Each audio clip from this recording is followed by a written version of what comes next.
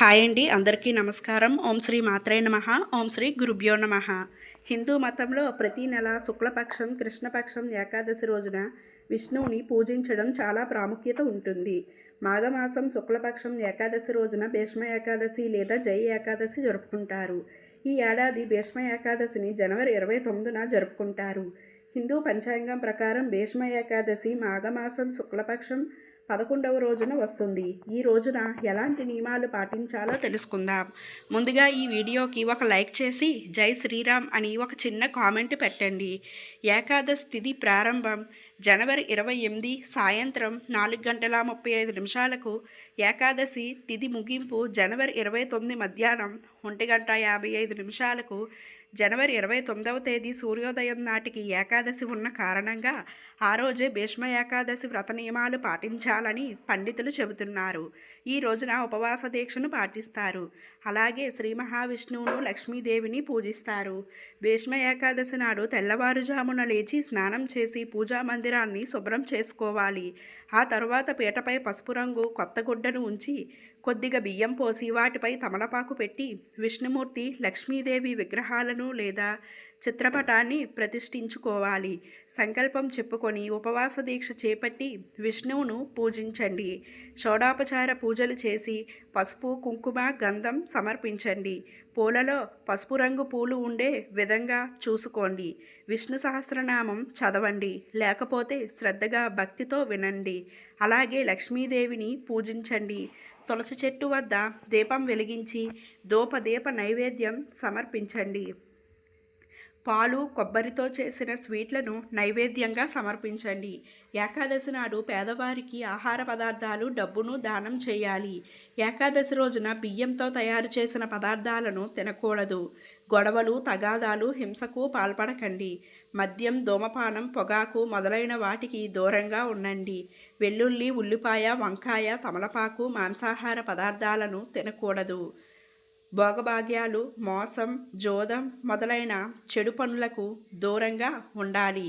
ఇతరుల గురించి చెడుగా మాట్లాడకుండా ఉండండి. దక్షిణ భారతీయులు భీష్మ ఏకాదశి అంటే ఉత్తర భారతదేశంలో జై ఏకాదశి అంటారు. భీష్ముడు ఉత్తరాయణ పుణ్యకాలంలో తనువు చాలించాడు. భీష్ముడు చనిపోయే ముందు ధర్మరాజుకి విష్ణు సహస్రనామాన్ని బోధించిన పవిత్రమైన తిథిని ఏకాదశి అంటారు. ఆ రోజు భీష్ముడికి తర్పణం చేసి మహావిష్ణువుని పూజించిన వారికి స్వర్గప్రాప్తి కలుగుతుందని నమ్ముతారు. ఆ రోజు ఏ కార్యం తలపెట్టినా కూడా అది ఖచ్చితంగా విజయవంతం అవుతుంది. భీష్మ ఏకాదశి వ్రతం చాలా శక్తివంతమైనదని నమ్ముతారు. ఆ రోజు ఉపవాసం ఉంటే బ్రహ్మహత్య పాపం నుంచి కూడా విముక్తి కలుగుతుందని విశ్వసిస్తారు. మార్గమాసం శుక్లపక్షంలో వచ్చే ఏకాదశిని జయ ఏకాదశి అని పిలుస్తారు. ఈ ఏడాది 2026 జనవరి 29 గురువారం రోజు ఈ జై ఏకాదశి రాబోతుంది.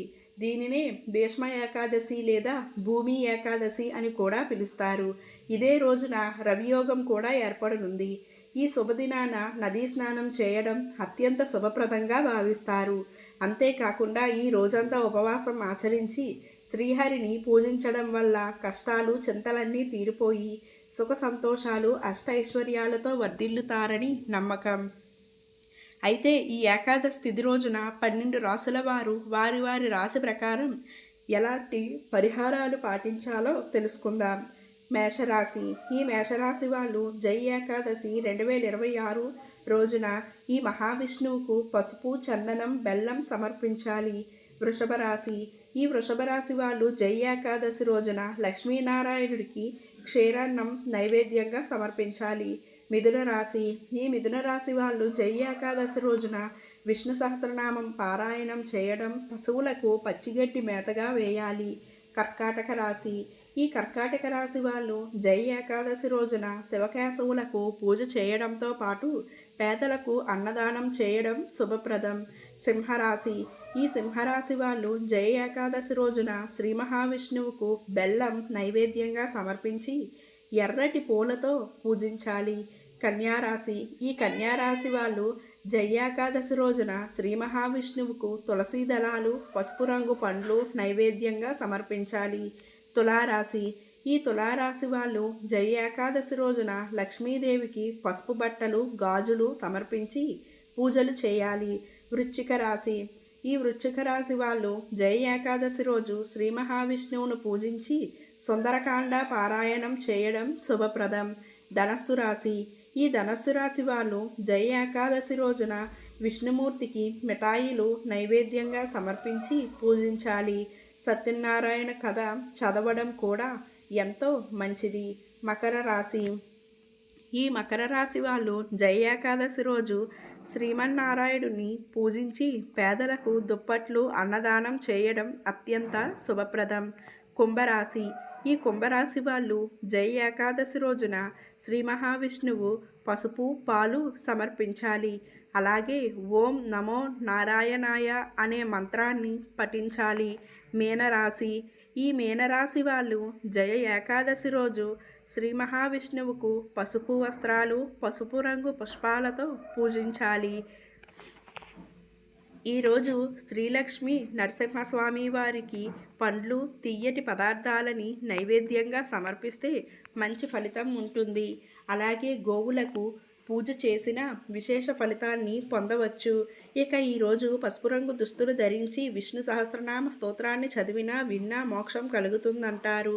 ఈరోజు భీష్ముడికి తర్పణాలు సైతం వదులుతారు. అలా చేయడం వల్ల స్వర్గలోక ప్రాప్తి కలుగుతుంది. అంతేకాదు ఈరోజు భీష్ముడికి తర్పణాలు వదిలితే సంతాన భాగ్యం కలుగుతుందని చెబుతారు. భీష్మ ఏకాదశి రోజు ఇంటిని శుభ్రంగా ఉంచుకోవాలి. గడపకు పసుపు కుంకుమ రాసి గుమ్మానికి తోరణాలు కట్టాలి. తలస్నానం చేసి పసుపు రంగు దుస్తులు లేదంటే శుచిగా ఉన్న దుస్తులను ధరించి శ్రీ మహావిష్ణువును ఆరాధించాలి. ఉపవాసం ఉండాలి. రాత్రి జాగరణ చేస్తే ఇంకా మంచిది. భీష్ముడు తండ్రికి ఇచ్చిన మాటను నిలబెట్టుకోవాలని జీవితాంతం బ్రహ్మచారిగా ఉన్నారు. ఈరోజు విష్ణు సహస్రనామాలు చదవడం వల్ల దుఃఖాల నుంచి బయటపడవచ్చు. కురుక్షేత్ర యుద్ధంలో భీష్ముడు గాయపడతాడు. ఆయన అంపశయ్యపై ఉన్నప్పుడు ధర్మరాజుకు విష్ణు సహస్రనామాన్ని బోధిస్తాడు. ఈ పరమ పవిత్రమైన రోజునే భీష్మ ఏకాదశిగా ప్రజలంతా జరుపుకుంటారు. విష్ణు సహస్రనామాలు జపించడం వల్లే కురుక్షేత్ర యుద్ధంలో పాండవుల విజయాన్ని అందుకున్నారని చెబుతారు. అదీ కాక విష్ణు సహస్రనామ పారాయణం చాలా విశిష్టమైనది. ఇది ప్రతిరోజు పారాయణం చేయడం వల్ల విశేష ఫలితం సంప్రదిస్తుందని చెబుతారు. ఈ రోజున విష్ణు సహస్రనామాలను పఠించడం లేదా వినడం అత్యంత ముఖ్యం. పారాయణం చేయలేని వారు కనీసం శ్రీరామ రామ రామేతి శ్లోకాన్ని 3 సార్లు పఠించిన సహస్రనామ ఫలితం లభిస్తుందని నమ్ముతారు. తులసి పూజ. శ్రీ మహావిష్ణువుకు అత్యంత ప్రీతికరమైన తులసి దళాలతో పూజించాలి. తులసి కోట వద్ద దీపం వెలిగించి ప్రదక్షిణాలు చేయడం వల్ల కోటి జన్మల పుణ్యం లభిస్తుందని పెద్దలు చెబుతారు. పిండ ప్రదానం తర్పణం.